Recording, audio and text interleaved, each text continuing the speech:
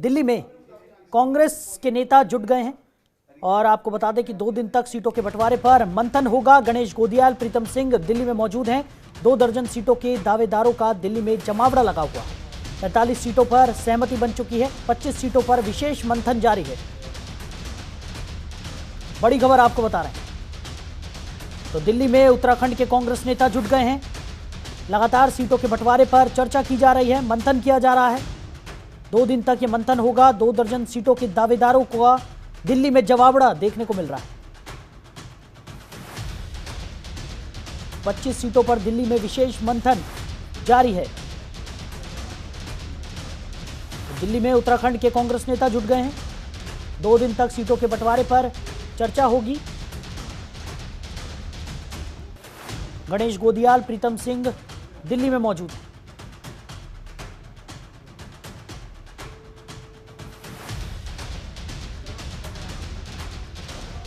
45 सीटों पर सहमति बन चुकी है। 25 सीटों पर दिल्ली में विशेष मंथन जारी है।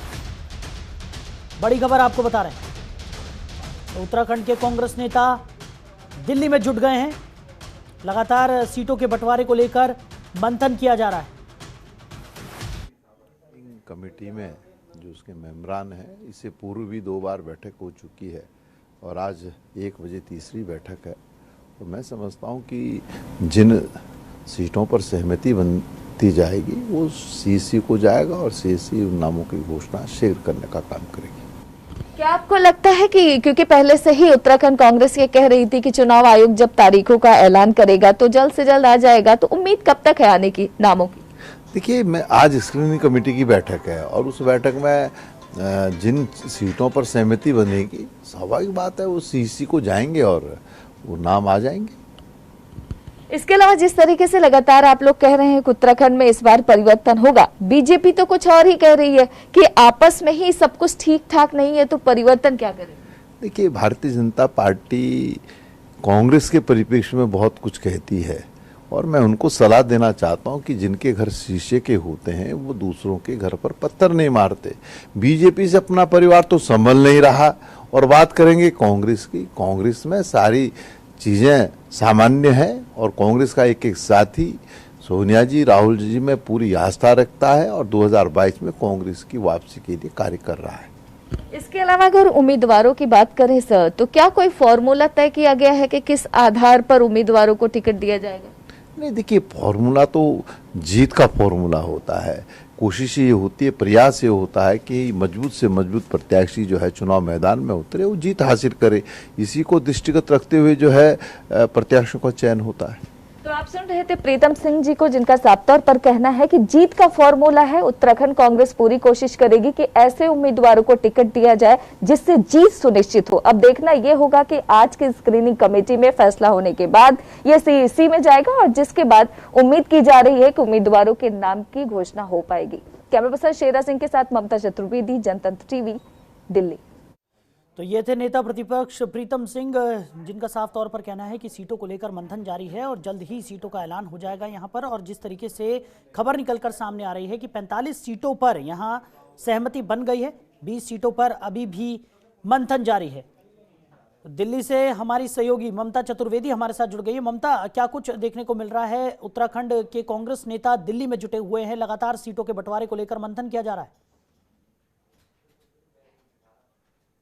जी बिल्कुल, देखिए पहले 11 बजे ये बैठक होनी थी स्क्रीनिंग कमेटी की। अब 1 बजे का वक्त है जब स्क्रीनिंग कमेटी की बैठक होगी और इस स्क्रीनिंग कमेटी की बैठक में तमाम कांग्रेस के वरिष्ठ नेता शामिल होंगे। हरीश रावत दिल्ली आ चुके हैं, नेता प्रतिपक्ष प्रीतम सिंह जी दिल्ली में है, प्रदेश अध्यक्ष गणेश गोदियाल समेत 4 प्रदेश अध्यक्ष वो भी इस बैठक में शामिल होने के लिए दिल्ली आ चुके हैं। स्क्रीनिंग कमेटी की बैठक 1 बजे से शुरू होगी और जिसके बाद उम्मीद यही की जा रही है कि तमाम जो उत्तराखंड के उम्मीदवार हैं उनके नामों की एक सूची कांग्रेस पार्टी की तरफ से फाइनल कर ली जाएगी और उस सूची को केंद्रीय चुनाव समिति के सामने पेश किया जाएगा। और उम्मीद यही की जा रही है कि जल्द से जल्द कांग्रेस पार्टी उत्तराखंड के तमाम उम्मीदवारों के नाम की घोषणा कर देगी, क्योंकि इससे पहले भी जब प्रदेश अध्यक्ष से भी बात हुआ था तो उन्होंने यही कहा था कि चुनाव आयोग जब तारीखों का ऐलान करेगा तो उसके तुरंत बाद ही कांग्रेस उत्तराखंड ये पूरी कोशिश करेगी कि तमाम जो उम्मीदवार हैं उनके नामों की घोषणा, उनकी सूची सामने कर दी जाए। तो सब लोग यही उम्मीद कर रहे हैं कि आज जब स्क्रीनिंग कमेटी की बैठक 1 बजे से शुरू होगी तो नामों को फाइनलाइज कर लिया जाएगा कांग्रेस पार्टी की तरफ से और उसके बाद केंद्रीय चुनाव समिति के सामने सूची पेश किया जाएगा और जल्द से जल्द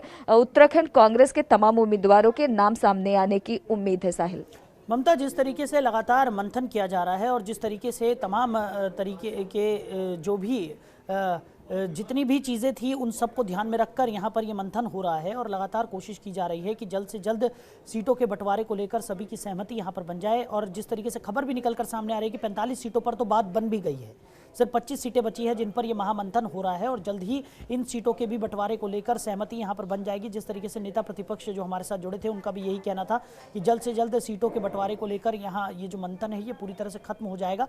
वहीं दूसरी तरफ अगर बात करें कांग्रेस की स्थिति की उत्तराखंड में, तो लगातार देखने को मिल रहा था कि जो तमाम राजनीतिक दल थे वो बहुत ज़्यादा सक्रिय नजर आ रहे थे और उस की तुलना में अगर कांग्रेस की बात करें तो वो कुछ थोड़ी हद तक पिछड़ती हुई नजर आ रही थी पहले उत्तराखंड में।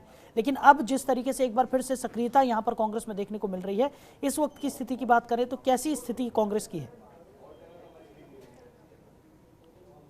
जी बिल्कुल, कहीं ना कहीं ये बात बिल्कुल सही है साहिल, जैसा कि आप कह रहे हैं कि शुरुआती दौर में कांग्रेस पार्टी उतनी एक्टिव नहीं थी उत्तराखंड में, लेकिन जिस तरीके से उत्तराखंड का ट्रेंड रहा है कि कभी भी कोई वहां पर अभी तक सत्ता को रिपीट नहीं कर पाया है, एक बार कांग्रेस और एक बार बीजेपी, ऐसे ही शासन उत्तराखंड में चलता रहा है। और कहीं ना कहीं यही वजह है कि आखिरी दौर जब चुनाव का आया तो एक तरीके से कांग्रेस सक्रिय हो गई। बीच में हरीश रावत के नाराजगी की भी कई खबरें थी, हालांकि पार्टी आलाकमान ने उनको मना लिया।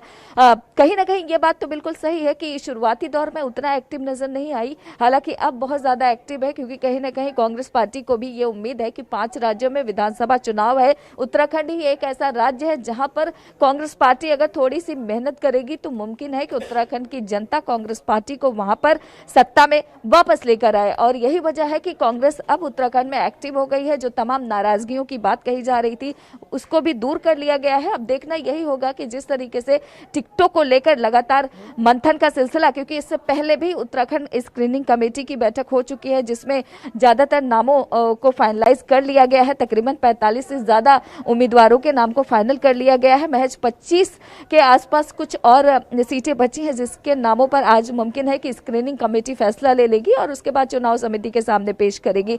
तो कहीं ना कहीं अब कांग्रेस पार्टी को ये उम्मीद है कि थोड़ी सी अगर मेहनत उत्तराखंड में किया जाए तो मुमकिन है कि सत्ता वहां पर मिल सकता है। और यही वजह है कि अब उत्तराखंड में कांग्रेस पार्टी काफी सक्रिय हो गई है। और उम्मीदवारों के नामों की अगर बात करें तो मंथन का सिलसिला लगातार जारी है। 1 बजे से स्क्रीनिंग कमेटी की मीटिंग होने वाली है और उसमें यह फैसला लिया जाएगा कि जो बचे हुए उम्मीदवार हैं उनको कौन सी जगह से दिया जाए। क्योंकि जब नेता प्रतिपक्ष प्रीतम सिंह से हमारी बात हुई, उनसे पूछा गया कि क्या कोई फॉर्मूला है, क्योंकि ऐसा कहा जा रहा था कि पंजाब मॉडल हो सकता है कि उत्तराखंड में भी लागू कर दे कांग्रेस पार्टी, क्योंकि पंजाब में एक परिवार से एक व्यक्ति को टिकट देने का फॉर्मूला लागू किया गया था। तो इस सवाल पर उनका साफ तौर पर कहना है कि जीत का फॉर्मूला होगा, यानी कि उत्तराखंड कांग्रेस में ऐसे लोगों को टिकट दिया जाएगा जो इस बात को सुनिश्चित करेंगे कि जीत होनी चाहिए। साफ तौर पर उनका कहना था कि कांग्रेस का जीत का फॉर्मूला है, उसी फॉर्मूले के तहत हम उत्तराखंड के चुनाव में जाएंगे। अब सभी लोग इसी बात को लेकर इंतजार कर रहे हैं साहिल की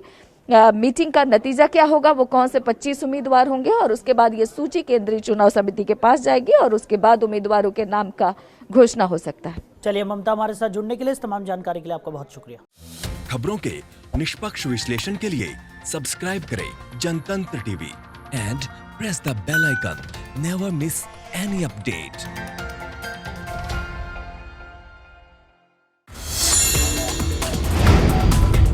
Download the Janatantra TV app, available on Google Play and App Store. Download it now.